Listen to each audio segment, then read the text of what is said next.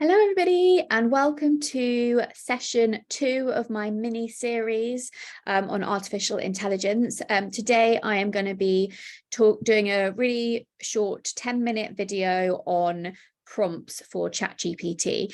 So as I mentioned in the first video that I did that you have already watched, hopefully, I was talking about how to create a unique brand persona or personal brand persona using prompts. So today I'm going to go in a bit more detail about prompts and how you can use them for setting up a new business or for your own business. I'm going to take you through a couple of examples. So I'm going to switch between a case study that I've created of a shop. It's not real. It's one that I've just decided to create as an example of a personalized items online store. So somebody who's selling personalized mugs or personalized t-shirts, bottles, and how if that person was wanting to set up an online store from scratch using artificial intelligence, how they would be able to use prompts on ChatGPT to help them formulate the beginning of their business. For some of the examples, I'm actually also going to switch back to a chat that I have for my own business and my marketing coaching course that I have created, and how I've used ChatGPT to help me come up with some of the ideas and look at competitors, etc. So I'll be flicking through both of the chats so you can see examples of both. So the first thing that I'm going to do is share my screen. A minute. Okay, so you should all be able to see my screen now. So this is a Notion spreadsheet. If you haven't used Notion before, it's a really amazing tool for productivity. It has AI embedded into it, so you can do things like create spreadsheets and also like documents, etc. And it can help with some, if you pay for the premium version of it, it can help you write content as well, actually through this. And you can have all of your, so this is, I've just got this sheet for prompts, but you can have a whole team like business set up actually through Notion. So I might do a separate video on Notion at some point, take you through it in a bit more detail, but if you haven't come across it, it's worth exploring. So a few months ago, I started putting together a spreadsheet of prompts for ChatGPT, specifically for marketing. So I put together prompts for brand building, strategy, SEO, product launch, blog writing, and just kind of bringing together all the prompts that I've created and used in the past, but also other ones that I've come across. So what I'm going to do is head over to ChatGPT and show you how you can use some of the prompts I've got here to create a business from scratch. So I've opened up a new chat. In this one, I've used the web browsing model of ChatGPT-4.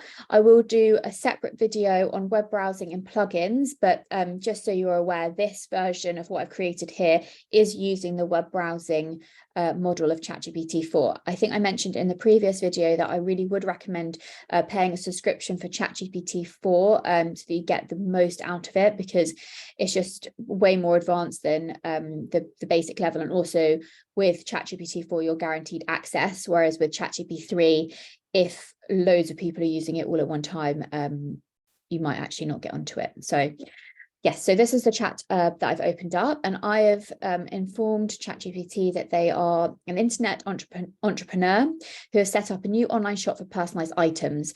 You are selling products like personalized water bottles, bags, and mugs, and your target market is women aged 19 to 35 who like to buy these products for their friends or their young kids. Do you understand? So ChatGPT replies, yes, I understand. And how can I help you? So I have then gone into my Notion spreadsheet and I've taken one of my marketing strategy prompts, and I've asked ChatGPT to create a marketing strategy for the product launch with the goal of creating excitement ahead of the launch and for people to visit the website and purchase items as soon as it goes live.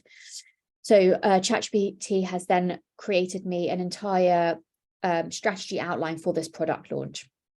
So it goes through everything from defining the unique selling proposition to building a pre-launch email list. We've got influencer marketing in there, press releases, paid ads, launch day, post-launch. It's got everything in there. And then I could go into more detail and actually say to ChatGPT, okay, fine. Can you please write the section for defining a unique selling point? What is my unique selling point? Can you come up with a few ideas that I can then pick from? And then if I wanted to go into more detail with the social media teaser campaign, I could say, can you give me a few ideas for some captions for social media teaser campaign, or maybe some image ideas that I could create through Midjourney, or take photos of the products myself. So you can go into much more depth into each of the sections if you wanted to. So I then go down and I say, can you create an inspiring mission and vision statement for my product business? And so ChatGPT writes me a mission statement and a vision statement. So I'm actually going to take you over to my business chat that I set up, that I was working with earlier, because I asked ChatGPT to do the same for my Ignite program, which is a marketing course that I have created for marketing teams to train them on how to use AI within their marketing teams. So I've got a cohort-based training that I've created, and I've asked ChatGPT to come up with a mission and vision statement for that for me. So if we go into that chat, I've done the same thing in this, and I've given ChatGPT an overview of actually in this one, which is quite interesting, something just to touch upon. Sometimes what I do to create that conversational prompts is I actually give ChatGPT a name, and I ask them to be my personal assistant. So the way that I do my prompts is in a very conversational tone of voice. I find that works best for me, but it's unique to myself. Lots of people do their prompts in different ways. I've come across people before who do very, very specific long prompts and give like 2 paragraphs of information to ChatGPT before they actually create the work, before ChatGPT creates their outputs. Other people, a bit more generic, a bit more basic. For me, I love the conversational, casual way of speaking to ChatGPT, and it makes me feel like I am really talking to a human employee, personal assistant, rather than technology. And for me, as a sole business owner, working on my own, it helps having someone who feels like something that feels like a person to actually bounce ideas off and speak to, rather than it just being technology.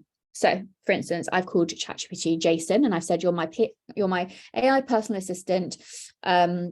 This is who I am, and I've given a whole background as to who I am, and I say, do you understand? And then I've told Jason that I've created a program called Ignite to train marketing teams, and can you please come up with a vision and mission statement for me? So actually, this from a different chat, ChatGPT came up with my vision and mission statement. Sorry, here. Just to show you as an example. So when I first asked ChatGPT to write my mission and vision statement for the Ignite program, I actually did it in the third person. And I went back and asked him to rewrite it, ChatGPT, to rewrite it in the first person, as I'm the one running the program. So that's that example of that conversational tone of voice. I said, thank you, but can you rewrite that in the first person? And it's rewritten it in the first person and actually come up with a really good vision and mission statement for my Ignite program. So if we go back to if we go back to the personalized shop.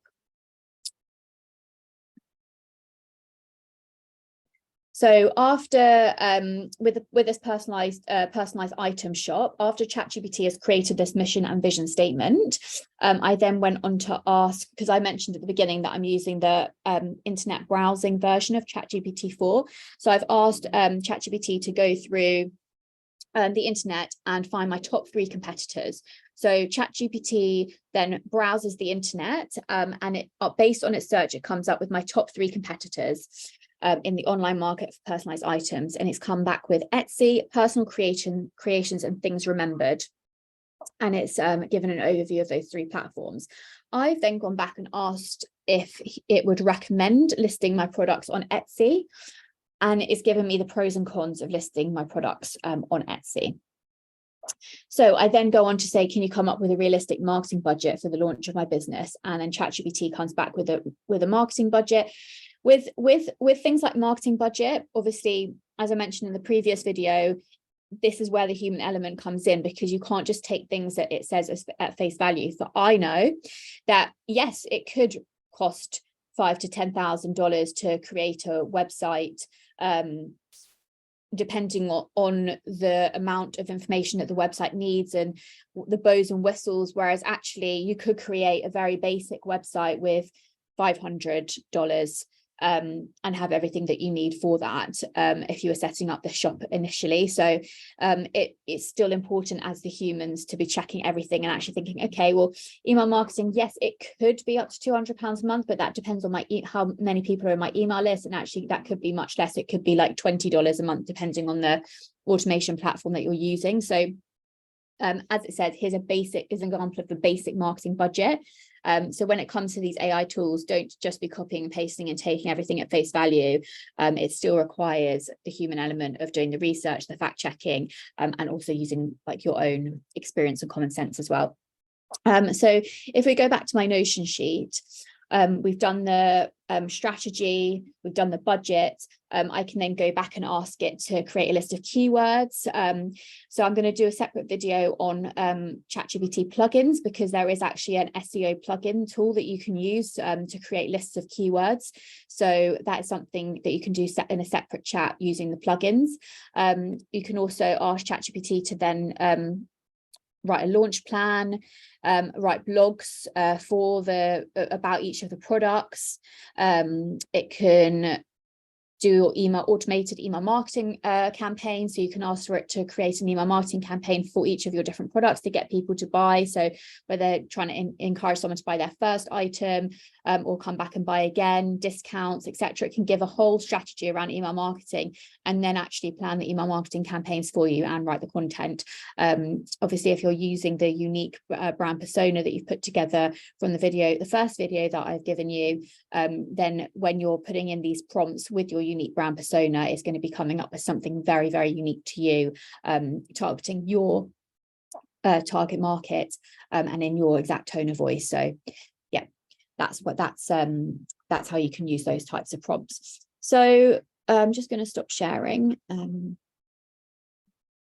So yeah, that's just a basic overview of how you can use prompts in ChatGPT. That is really just touching the surface. As I mentioned in the first video, in 10 minutes, this is just a snapshot of what you can be doing. But prompts, I think the key to prompts is it just being very, very unique to yourself and your brand, and talking to ChatGPT really as if it is a personal assistant, having that conversational tone of voice, speaking to it like you would speak to an employee, and creating prompts how you would speak to someone. And that's really going to be how you get the best out of this technology. And so yeah, so there's so much more to it. If you would like any extra help on prompts for your specific business, feel free to drop me a message. We can do some training or just have a chat. So yeah, I'm here if you want to explore that further. But I hope this has given you an overview and you're able to take something away from it that you can actually put into practice. Thank you for listening. I'll see you in the next video.